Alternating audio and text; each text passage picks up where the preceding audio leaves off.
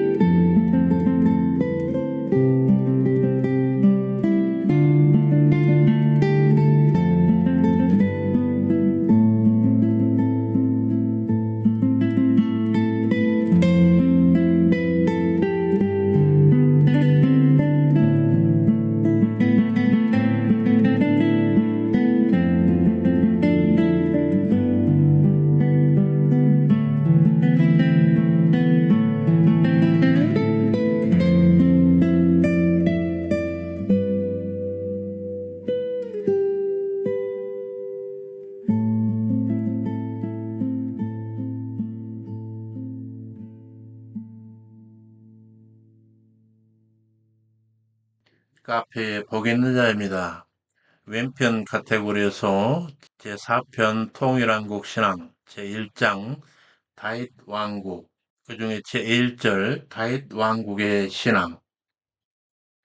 오늘은 178번 자료로 통일한국 과도기의 신앙으로서 그 두 번째 시간으로 창세기로부터는 총 89번째 강의가 되겠습니다.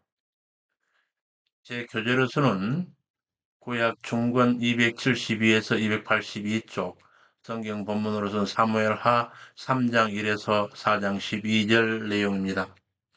이는 인본주의적인 사울 왕가를 완전히 패하고 충실한 여호와의 종 다윗을 통하여 명실상부한 제사장 나라, 곧 통일한국이 세워지는 과정을 살펴보게 될 것입니다. 남유다 과도 왕국 다윗 왕가의 번성 기사입니다. 사무엘하 3장 1에서 5절, 사울과 다윗의 집 사이에 전쟁이 오래매 다윗은 점점 강하여 가고 사울은 점점 약하여 가니라. 여기서 두 왕가 간의 전쟁이 오래라고 하는 이 언급 외에는 별다른 언급이 없지만 그 행간의 의미와 번창해가는 다윗 가문 후손의 복에 대하여 옥스퍼드 해설하고 있습니다. 각주 45에서 46번. 이는 기본 전투 이후에 계속되었을 두 왕가 간의 분쟁 기간이 성경에 자세히 언급되어 있지 않지만 상당 기간 계속되었음을 보여주고 있습니다. 그러나 이러한 분쟁은 다윗 왕가의 강성과 사울 왕가의 쇠락의 결과를 낳았다 하고 있습니다. 다음 각주로 와서 다윗이 헤브론에서 얻은 아들들의 명단이 소개되고 있는데 이는 멀리는 다윗의 아들들을 중심으로 일어날 주요 사건들을 이해하는 데 필요한 정보를 미리 제공하기 위함인 것이며 가까이는 쇠퇴해가는 사울 집안과 달리 다윗의 집안은 점점 강성해졌다라고 하는 아포 선언에 대한 가시적 증거를 제시하고 있는 역할이 되겠습니다. 다윗은 헤브론의 아들들을 얻으며 든든한 왕조를 이루어가는 반면에 사울 왕가는 사울의 첫 문제로 아브넬과 이스보셋이 분란하게 되는 일대 위기를 겪게 됩니다. 따라서 본달락은 다윗 왕가의 강성함과 사울 왕가의 쇠퇴라고 하는 대조적인 상황에 대한 신뢰입니다. 한편 본문의 지명 헤브론이 언급되고 있는 것은 본단락에서 언급하는 다윗의 6 아들들 중에서 첫째와 둘째 아들은 다윗이 헤브론으로 데려온 아내들에게서 태어났으며 나머지 셋째부터 6째 아들들은 다윗이 헤브론에서 얻은 아내들에게 태어났음입니다. 그런데 굳이 헤브론 지명을 언급하는 것은 다윗이 하나님의 지명하신 바로 그 헤브론에서 왕위 계승자를 의미하는 아들들을 낳았다는 사실을 부각시킴으로써 다윗의 왕국이 계속 든든히 세워질 것을 보여주시는 것입니다. 즉 본문은 인간적인 노력과 방법을 동원해서 마하나임에 재건한 사울 왕가의 유일한 왕위 계승자 이스보셋이 자기 군장 아브넬과 내분을 일으켜 급기야 살해당하는 것과는 대조적으로 다윗 왕조는 하나님 은혜 가운데서 계속 융성해 갈 것임을 시사하는 내용을 알 수 있습니다. 그래서 다시 본문 넘어가서 다윗이 헤브론에서 아들들을 낳았으되 맏아들은 암논이라 이스라엘 여인 아히노암의 소생이요 둘째 길르압이라 갈멜 사람 나바르 아내 아비갈의 소생이요. 이에 대한 옥스포드에서를 보고하겠습니다. 각조 47에서 48번. 본문이 암논을 맏아들로 소개하고 있는 것은 원칙적으로 그가 다윗을 이어 왕위를 계승할 장자권 소유자임을 드러내고 있는 것입니다. 그러나 후에 암논은 이복 여동생인 다말을 욕보이고 다윗의 세 번째 아들이며 다말의 친오빠인 압살롬에게 살해당함으로써 장자의 명분을 누리지 못하고 비참한 종말을 맞이하게 됩니다. 또한 암논이라고 하는 이름이 진리 또는 충실이라고 하는 히브리어 에메티에서 유래하고 있다는 점에서 이는 암논을 낳을 때 다윗의 신앙을 대변하고 있습니다. 그러나 그의 비참한 운명과 비교할 때 이 이름은 참으로 역설적이 아닐 수 없습니다. 한편 다윗의 부인 중 하나이며 암논의 의미로 소개되고 있는 아히노암은 내 오라비는 기쁨이다라고 하는 뜻을 갖습니다. 본문에서 그녀를 이스라엘 여인으로 소개하고 있는 것은 사울의 아내 아히노암과 구별하기 위해서입니다. 다음 각주로 가서 둘째 아들 길르압은 그의 아비와 같이 또는 그 아비가 번창하다라고 하는 뜻을 갖는 이름입니다. 그는 역대상 3장 1절에서 다니엘 곧 하나님께서 판단하신다라고 하는 뜻의 이름으로도 소개되고 있는데 본문의 길르압은 그의 별명일 수가 있습니다.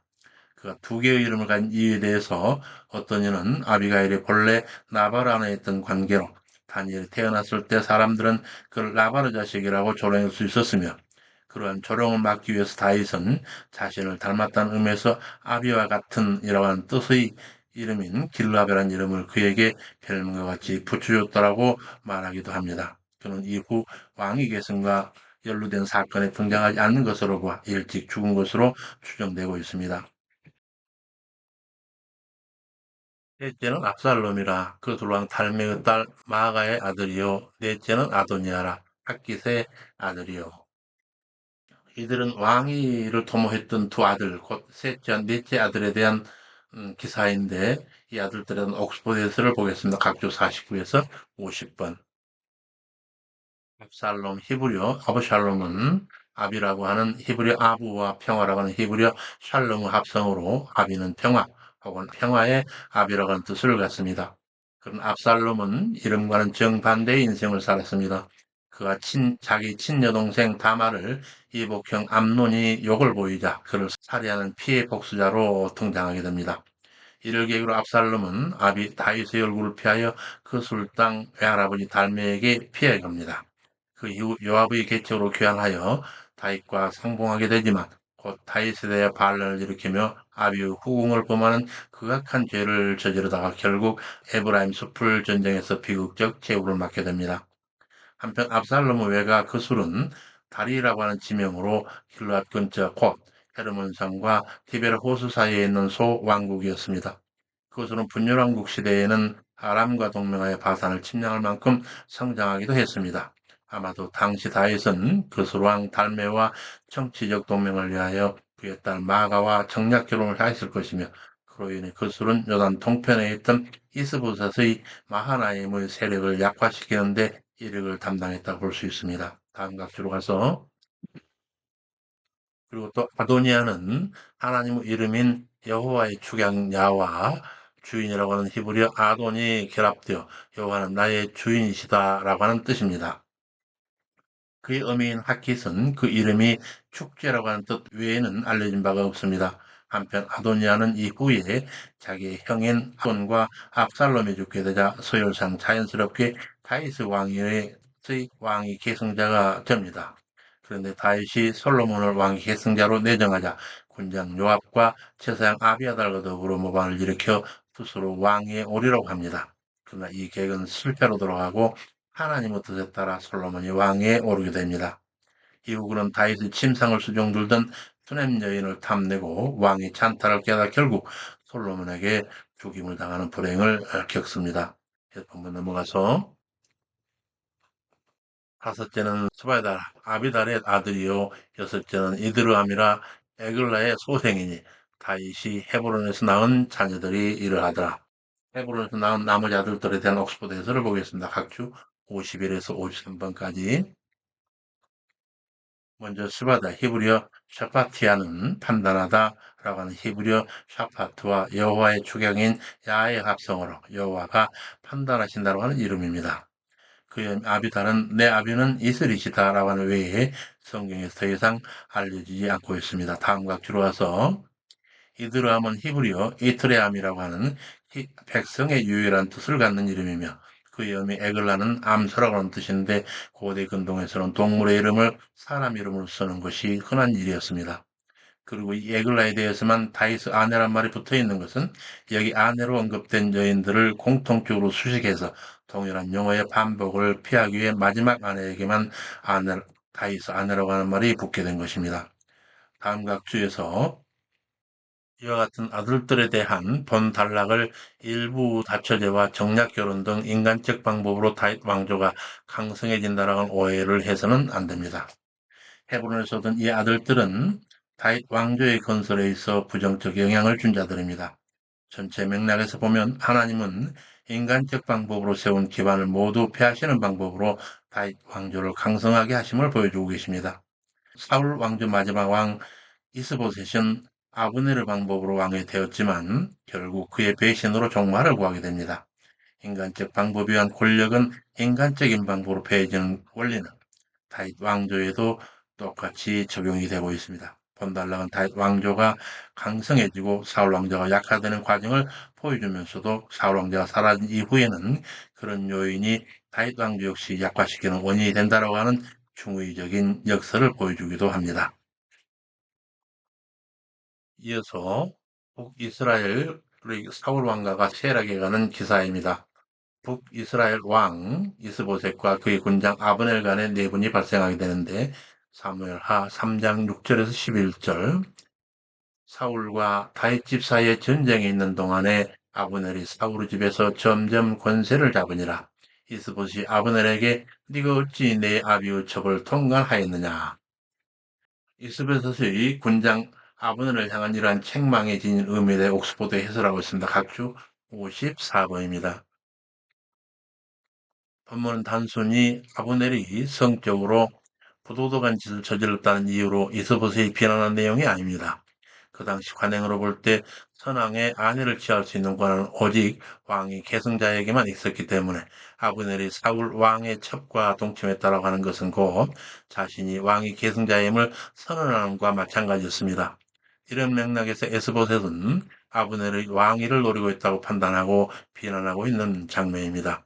후에 다윗 아들 압살롬이 아버지의 후궁들을 의도적으로 범한 것이나 솔로몬이 왕이 오른 상황에서 그의 형 아도니아가 다시 다윗을 수종들던 수넴 여인을 이용하여 왕의 찬탈을 깨하려다가 결국 솔로몬에 의해 죽임을 당하는 사건은 선왕의 여인을 취한다는 것이 정치적으로 어떤 의미를 갖고 있는지를 잘 보여주는 내용입니다.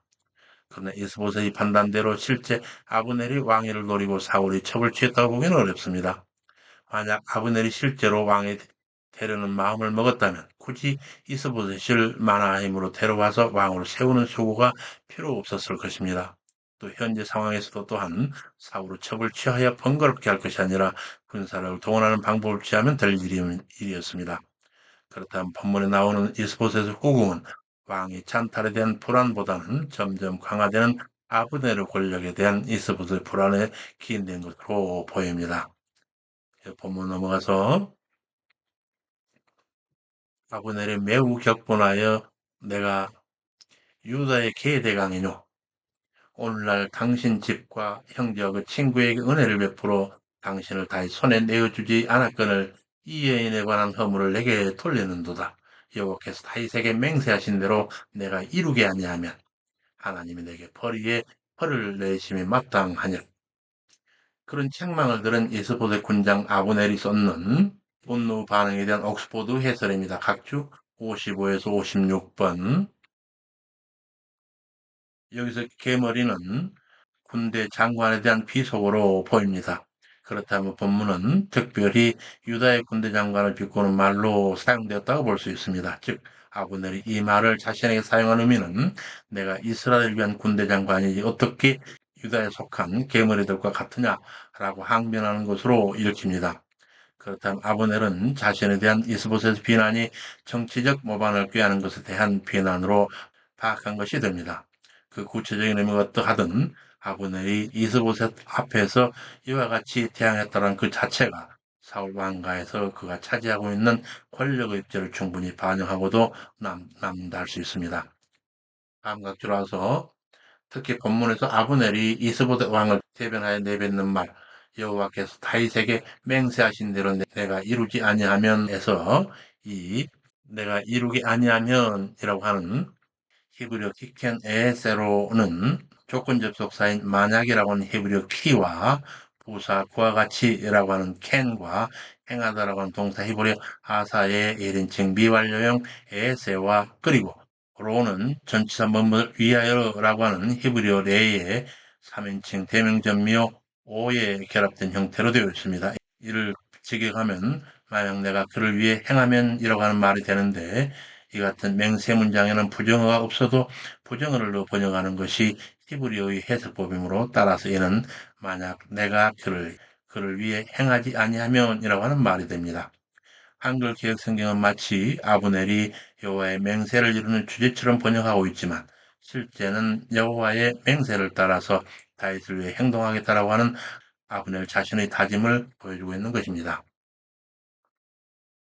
그 맹세는 곧 이 나라를 사울 집에서 다윗에게 옮겨 그 위를 단에서 브엘세바까지 이스라엘과 유다에 세우리라 하신 것이라 하며 이스봇이 두려워 단 한마디 대꾸도 못하더라.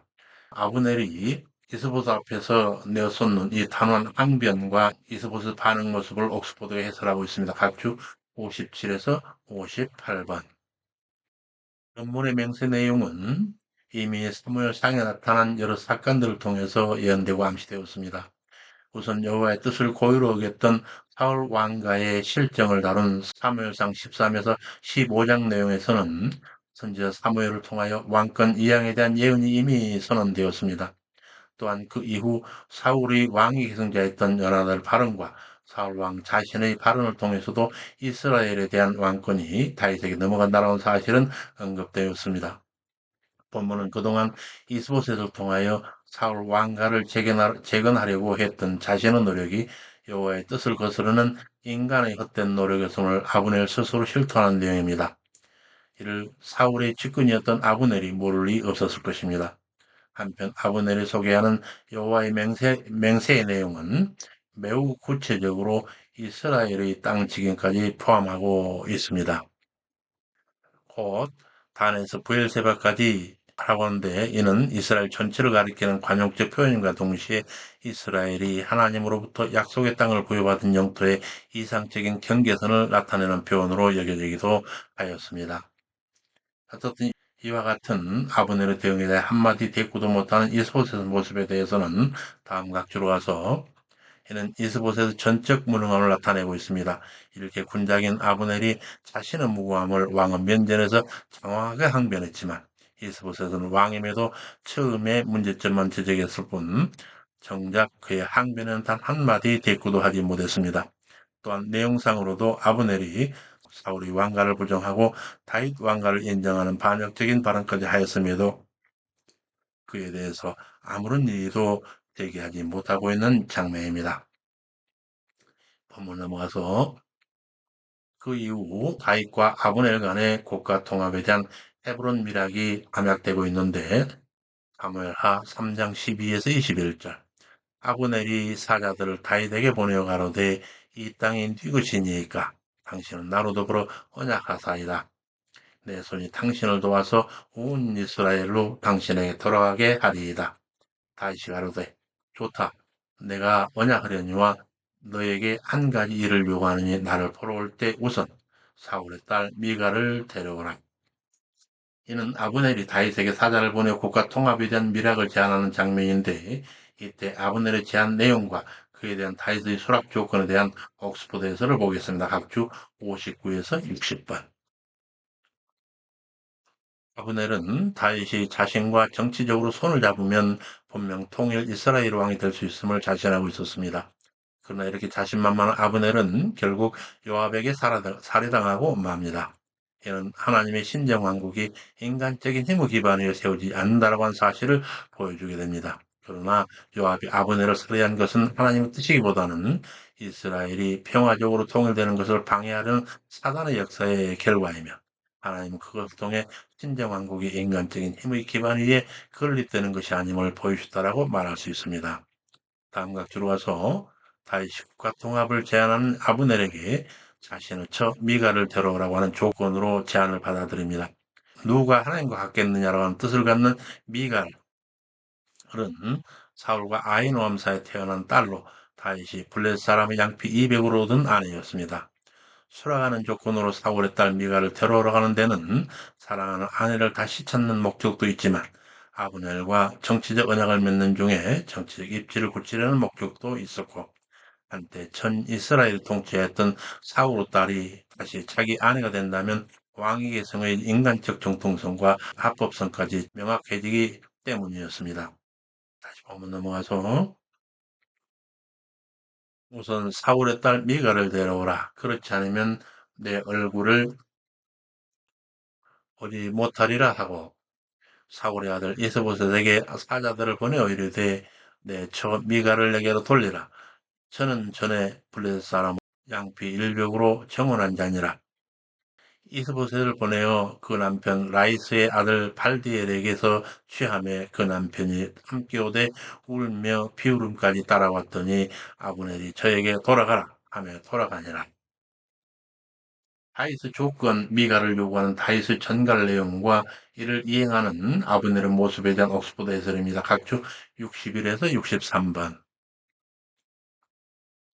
다윗은 아브넬 인지하에 이스보셋에게 사자를 보내어 과거 사울이 요구한 블레셋 사람 양피 100을 넘어 200을 기일 이전에 사울에게 바침으로써 미가를 아내로 맞이한 사실을 언급함으로써 미갈에 대한 자신의 권리를 주장하고 있습니다.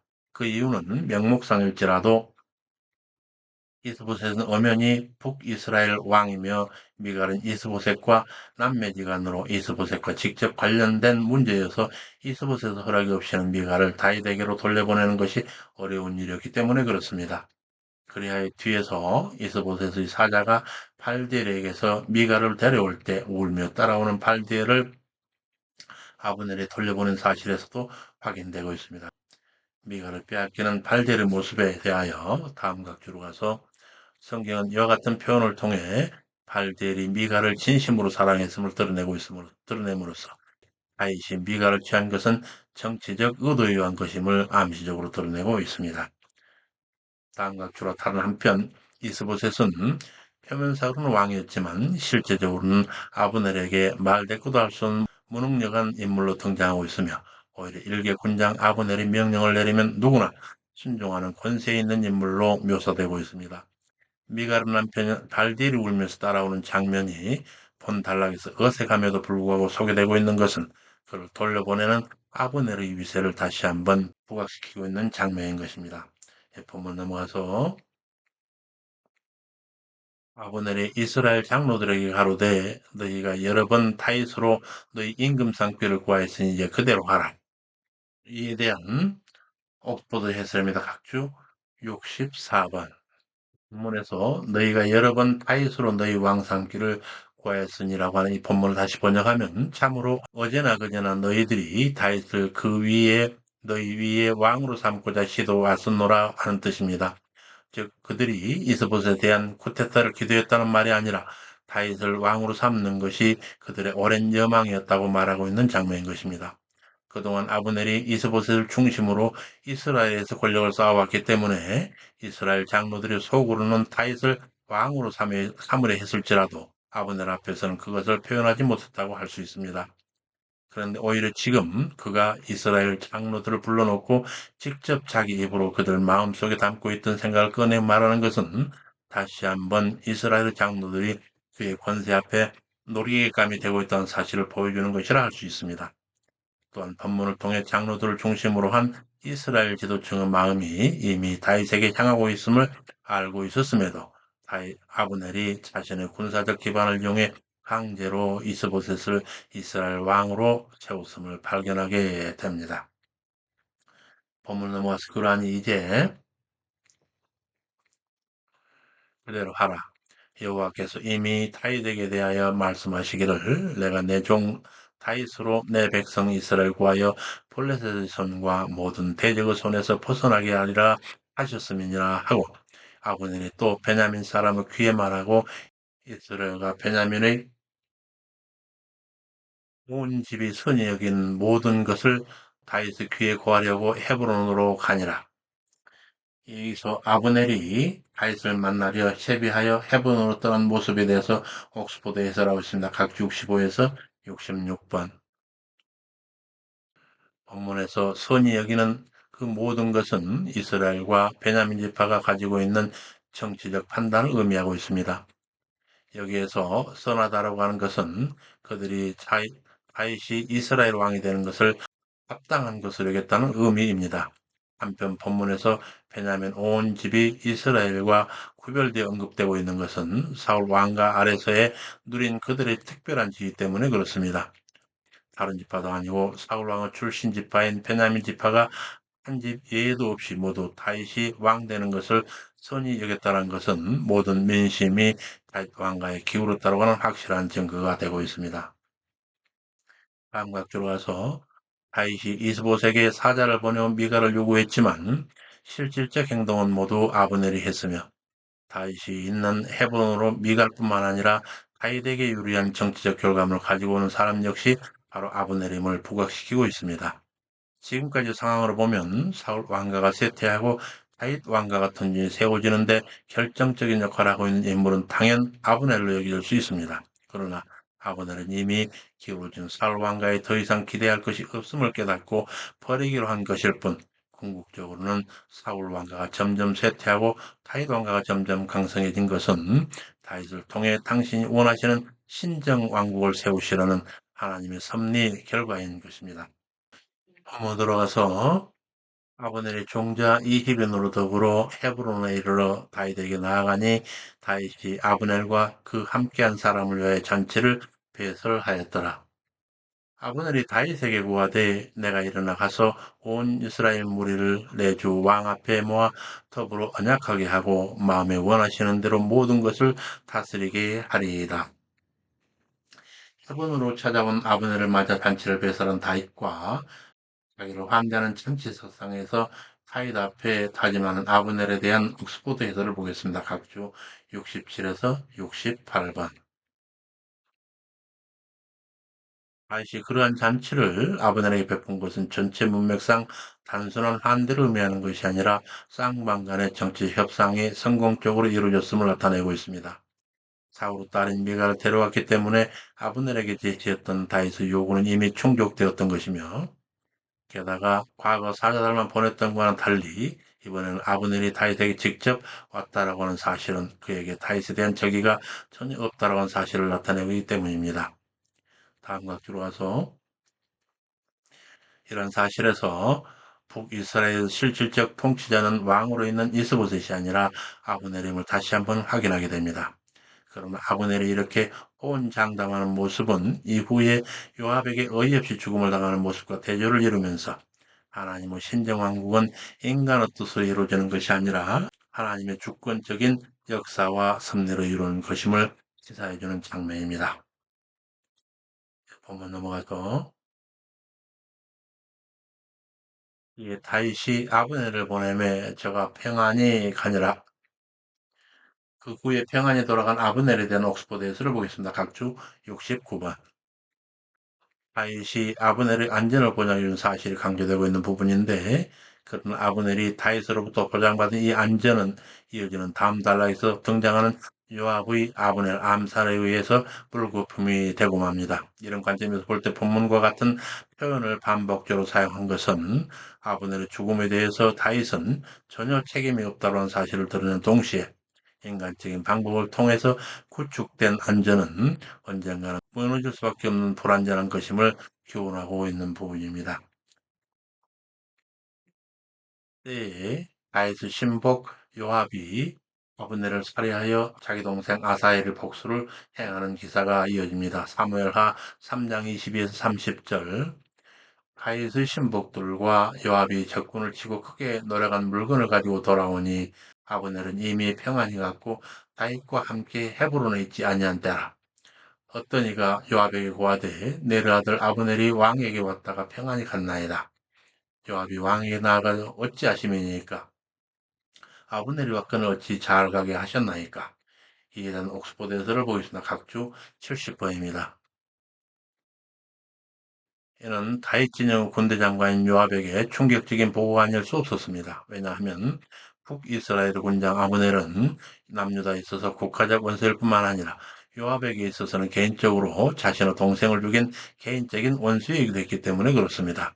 따라서 본문은 그러한 원수가 다윗 왕에게 왔는데 어떻게 평안히 갈 수 있느냐라고 하는 반어적인 뉘앙스를 담고 있습니다. 다시 본문 넘어가서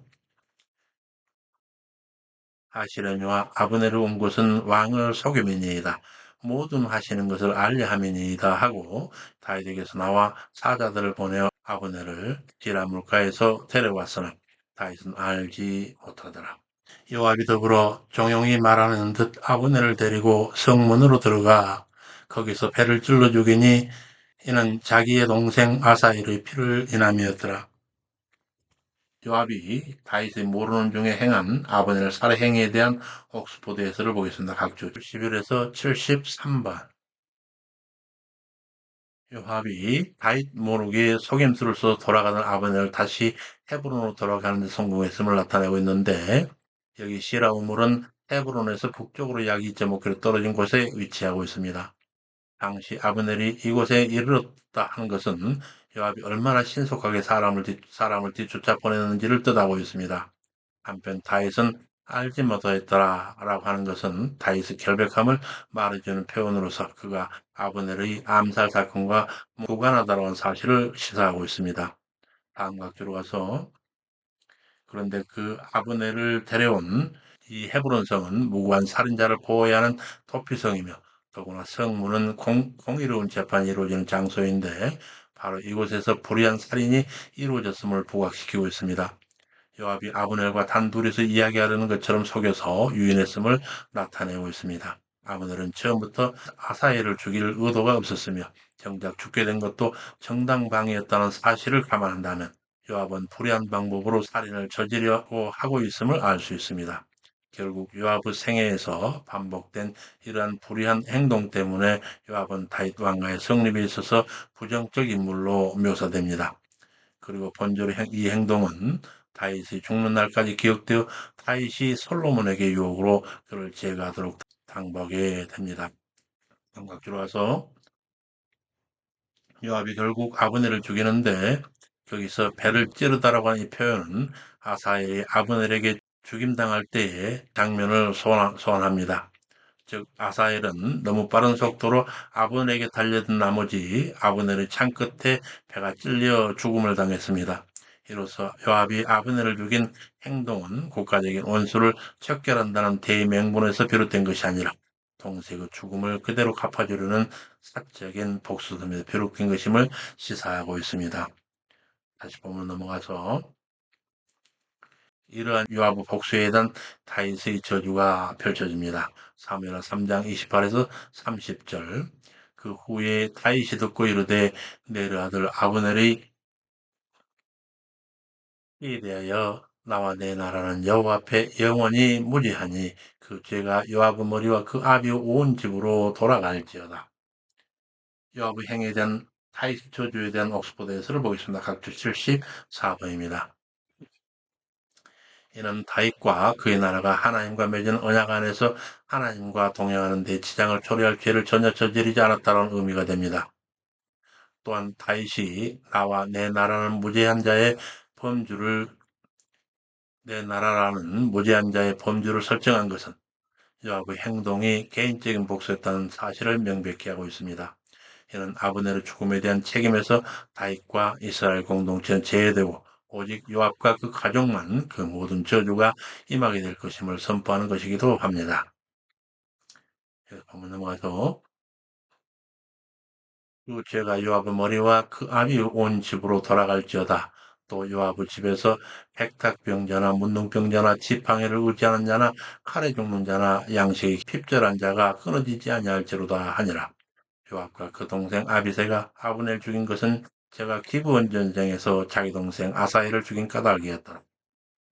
그리고 아브넬의 죽음에 대한 다윗의 애도가 이어지는데 사무엘하 3장 31에서 39절. 다윗이 요압과 함께 있는 모든 백성에게 옷을 찢고 굵은 패를 띠고 아브넬 앞에 애통하라 하니라. 다윗 왕의 상해를 따라가 아브넬을 헤브론에 장사하고 그의 무덤에서 소리 높여 우니 백성도 다 우니라. 이에 대한 옥스포드에서를 보겠습니다. 각주 75번. 아브넬의 죽음에 대한 다윗의 입장을 간접적으로 반영하는 대목입니다. 아브넬은 베냐민 지파의 사람이었습니다. 판례에 따르자면 그의 고향에 장사해야 했지만 다윗은 그를 왕도인 헤브론에 장사함으로써 그를 높여 주었습니다. 다윗은 이렇게 아브넬의 죽음에 대한 자신의 비통한 심정을 백성들에게 알림으로써 아브넬의 죽음에 대한 자신의 무고함을 입증하며 동시에 불의한 죽임을 당한 아브넬을 조상하였습니다. 다윗이 자신은 상여 뒤를 따라간 반면에 요압과 그 백성들로는 상여 앞에서 애통해 하도록 명령한 것은 이 행사 모든 일을 다윗이 통제하고 있음을 나타내면서 또한 아버지를 죽인 살인자 요압을 상여 앞에 세움으로써 그가 수치를 당하고 있음을 나타내고 있습니다.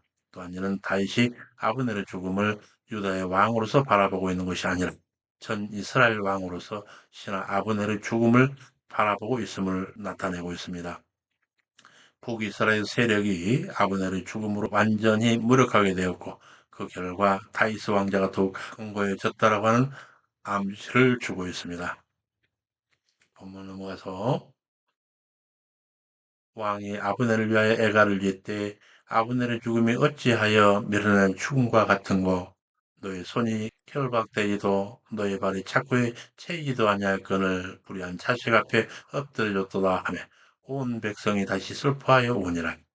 석양에 뭇 백성이 나와 타이에게 음식을 구하나니 맹세하 가로되 내가 해지기 전에 떡이나 다른 것을 맛보면 하나님 내게 벌 위에 벌을 내리심이 마땅하니라 하매 온 백성이 보고 기뻐하며 왕이 무슨 일을 하든지 우리가 다 기뻐함으로 이날에야 온 백성이 아브넬 죽인 것이 왕의 한 바가 아닌 줄을 아니라. 그와 같이 아브넬의 죽음을 애도하는 다윗의 행사를 본 백성들의 반응에 대한 옥스포드 해설을 듣겠습니다. 각주 76번. 아브넬이 다윗에게 온 것을 온 백성이 다 알고 있었고 다윗이 그를 평안히 보낸 것도 그들이 알고 있었기 때문에 아브넬의 암살에 다윗이 연루된 것으로 판명된다면 다윗의 신실성에 돌이킬 수 없는 치명타가 되는 일이었습니다. 그러나 아브넬의 죽음에 대한 다윗의 행동을 통해 이제 모든 백성들이 아브넬 암살의 진상을 파악하여 확신하게 되었다고 하는 의미입니다. 아브넬의 죽음에 대한 다윗의 태도를 보고 백성들이 보인 반응입니다. 본문에서 백성들이 다윗의 행동을 좋은 것으로 판단했다는 것은 아브넬의 죽음에 다윗이 관여하지 않았다라는 사실을 확신하게 됐다는 의미로 해석됩니다. 그리고 그러한 판단의 결과로 인하여 온 백성이 기뻐하는 것입니다. 본절을 다시 번역하면 이제까지 그 왕이 행했던 모든 것이 그 온 백성의 눈에 좋았던 것처럼 그것도 그들의 눈에 선했음을 모든 백성이 주목하여 깨달았다 하는 의미입니다.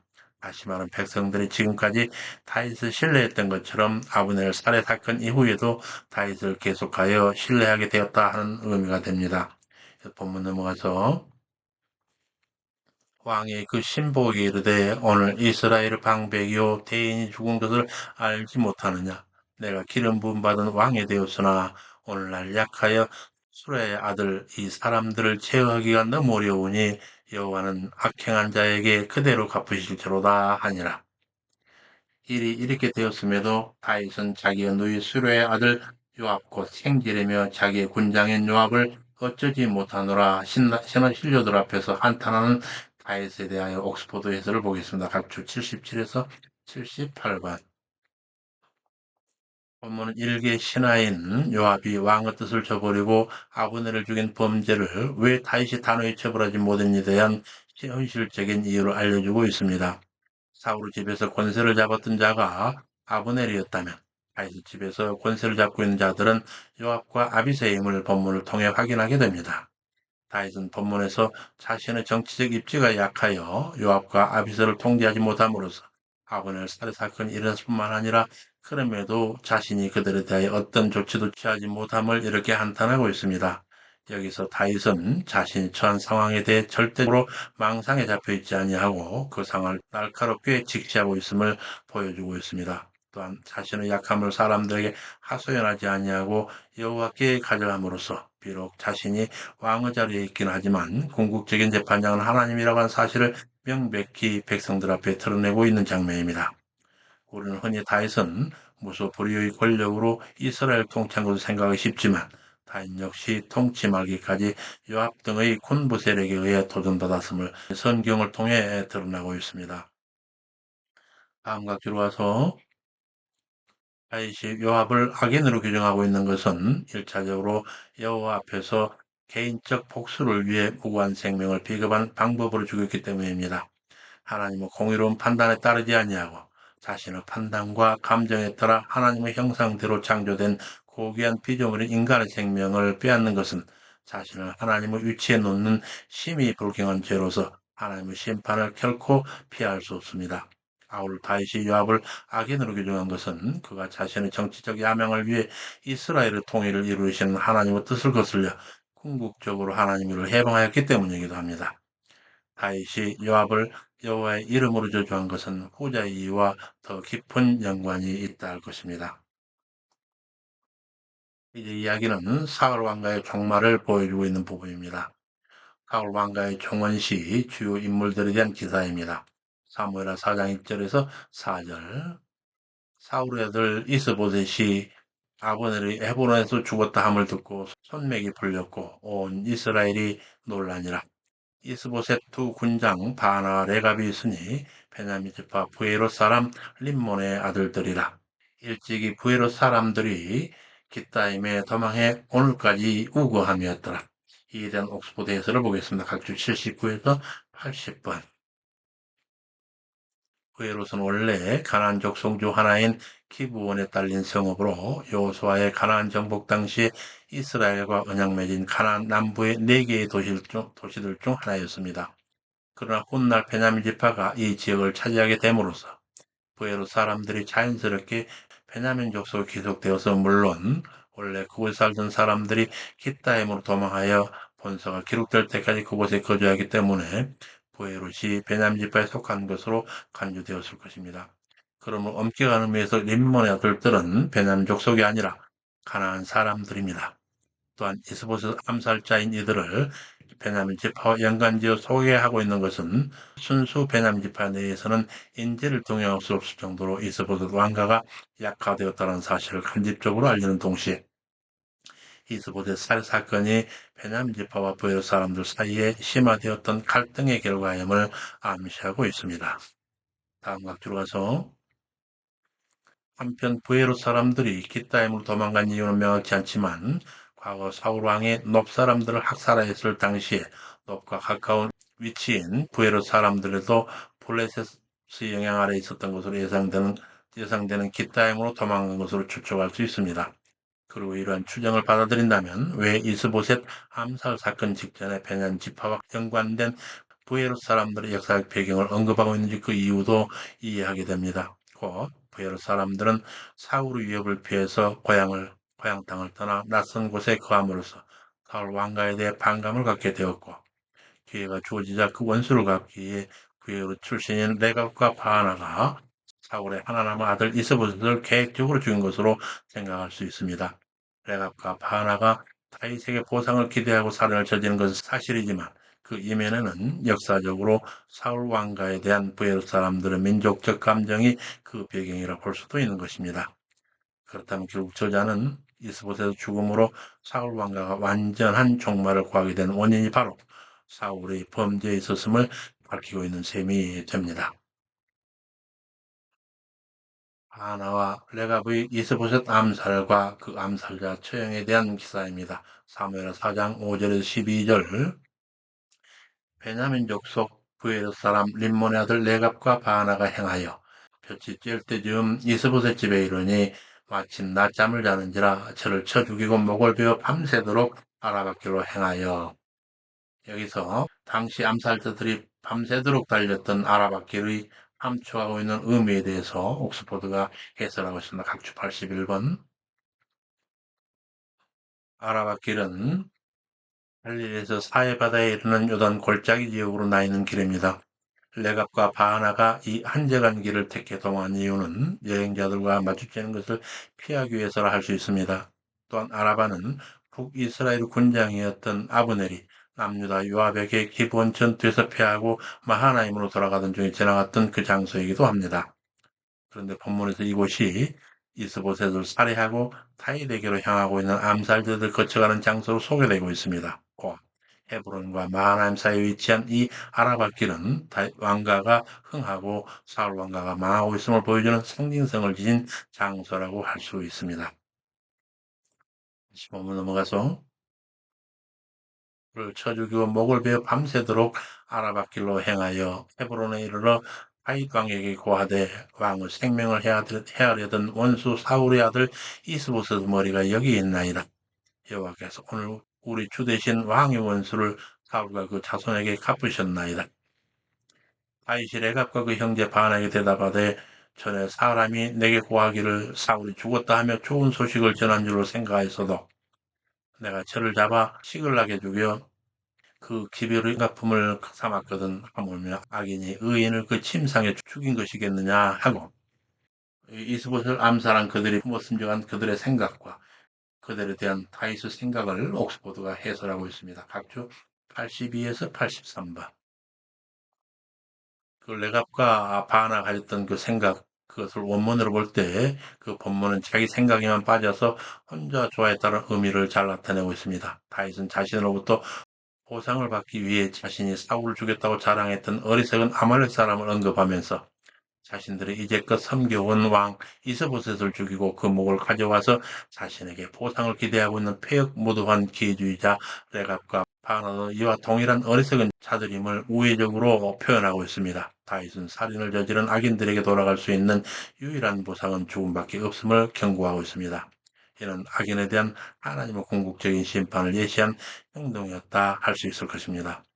다음과 들어와서 여기서 다윗이 이스보셋을 단순히 의인으로만 표현한 데에는 사울의 경우와는 달리 이스보셋을 기름 부음 받은 자로 여기지 않고 있다는 사실도 암시하고 있습니다. 그런 다윗이 그들의 범죄가 사울을 죽였다고 주장한 아말렉 사람의 죄보다 더 중요하다고 선언한 근거는 죽인 대상이 왕이라는 것에 있는 것이 아니라 오히려 지금껏 왕으로 모시던 자를 자신의 이해 타산에 따라 하루아침에 배반하고 죽인 그들의 불법성과 잔인한 방법이 있다고 볼 수 있는 것입니다. 본문 넘어가서 전에 사람이 내게 고하기를 사울이 죽었다 하며 좋은 소식을 전하는 줄로 생각하였어도 내가 저를 잡아 찍으려고 해서 죽여 그 기별의 거품을 삼았거든. 하물며 악인이 의인을 그 침상에 죽인 것이겠느냐 하고 저희를 죽여 수족을 베어 헤브론 못가에 매달고 이스보셋의 머리를 가져다가 헤브론에서 아브네를 무덤에 장사했더라. 여기까지 유다 다윗가와 북이스라엘 사울과 사이에 오랜 기간 전쟁 치르던 중에 다윗과 융성에 대하여 쇠퇴에 같은 사울과에서 명목분이었던 왕 이스보셋과 그의 군장 아브네르 네 분, 그리고 다윗과 아브네르 통일한 국 이스라엘에 대한 헤브론 암약, 또한 헤브론 성에서 그런 암약을 하고 귀국하던 중에 아브넬이 그가 죽인 아사엘의 형 군장 요압의 사사로운 복수로 죽는 그 죽음, 그리고 마하나임에 있는 이스보셋도 자기 군장 레갑과 바하나에 의한 피살 등으로 사울 왕가가 완전히 총원을 구하는 장면까지 살폈습니다.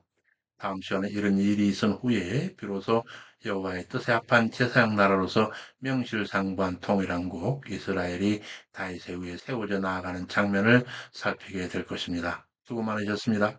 우리 하나님의 자비로우신 사랑에 우리 주 예수 그리스도의 제자된 여러분과 가정의 구성원 각인의 영성 위에 항상 충만하시기를 간절히 축원합니다. 감사합니다. 샬롬.